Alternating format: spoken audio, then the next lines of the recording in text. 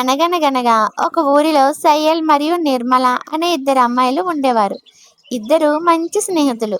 ఇద్దరు రోజు ఆడుకోవటానికి అడవికి వెళ్ళేవారు. అడవికి వెళ్ళి దాగుడు మూతలు ఆడుకునేవారు. రోజు లాగానే ఆ రోజు కూడా ఆడుకోవడానికి అడవికి వెళ్ళారు. నిర్మల చెట్టు చాటున దాక్కుంది. ఉన్నట్టుండి నిర్మల వెనుక ఓ కొండ చిలువ నెమ్మదిగా బుస్మంటూ వస్తుంది. వెంటనే నిర్మల వెనుకకి తిరిగి చూసింది. అప్పుడే ఆ కొండ చిలువ నిర్మలని చుట్టేసింది. నిర్మల భయంతో గట్టి గట్టిగా అరిచింది. వెంటనే సయ్యల్ అక్కడికి వస్తుంది. నిర్మల అని కొండ చిలువ చుట్టేయడం సయ్యల్ చూసింది. వెంటనే గబగబా తన ఫ్రెండ్ నిర్మల దగ్గరికి సయ్యల్ వెళ్తుంది.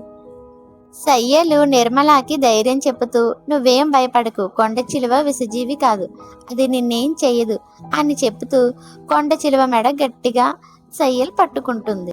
సయ్యలు కొండ చిలువ మెడ గట్టిగా పట్టుకోవడంతో ఆ కొండ చిలువకి ఊపిరాడక నిర్మలాని వదిలేస్తుంది. తరువాత సయ్యలు కూడా కొండ చిలువ మెడ వదిలేస్తుంది. వెంటనే నిర్మల సయ్యలు అడవి నుంచి భయంతో బయటికి పరుగులు తీస్తారు.